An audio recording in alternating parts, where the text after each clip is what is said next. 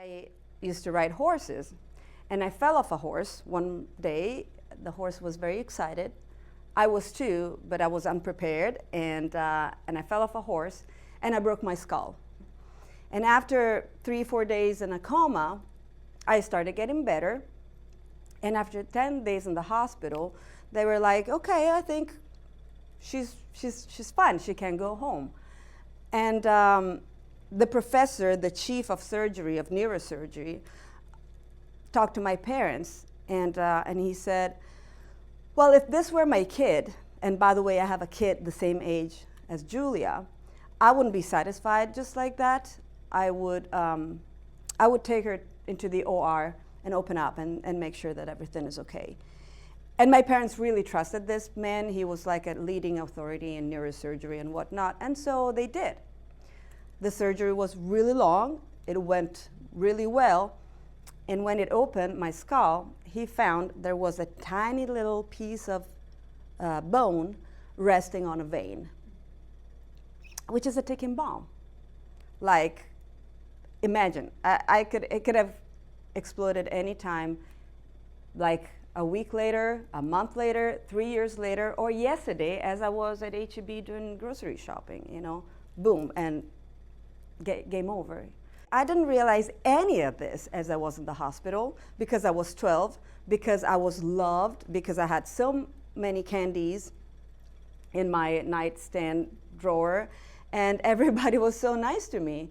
And my dad used to be with me pretty much every night, and he would read me bedtime stories, and all my family and friends would visit. So for me, it was like, I don't see what the big deal is, except for I spent 40 days in that hospital, and I pretty much saw people die every other day.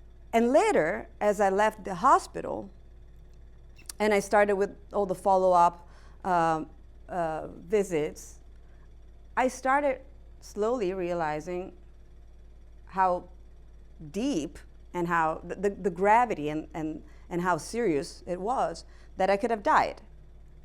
And also that I was a 1%. I am a 1%, because normally after something like that, you don't really recover, and I'm fine. I mean, I'm a little cuckoo, but that was even before the accident. Little by little, I started putting the pieces together, and I was like, okay, that happened, and I'm alive.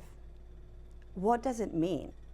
This has to mean something, because I'm alive, and I'm good, and I'm great, and I'm healthy, and I have a giant scar on my head, and that could have gone wrong.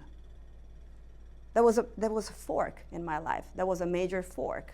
There was a before and an after. They could have not been an after. And I thought, wow, life is short. This means that I'm lucky, and I was offered a second chance, and I want to do something special with my life. There's a quote by Yogi Berra that says, when you come to a fork, take it.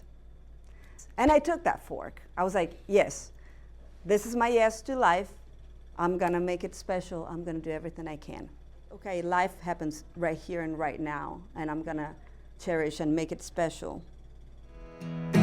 I'll kiss every moment on its lips. Life unfolds.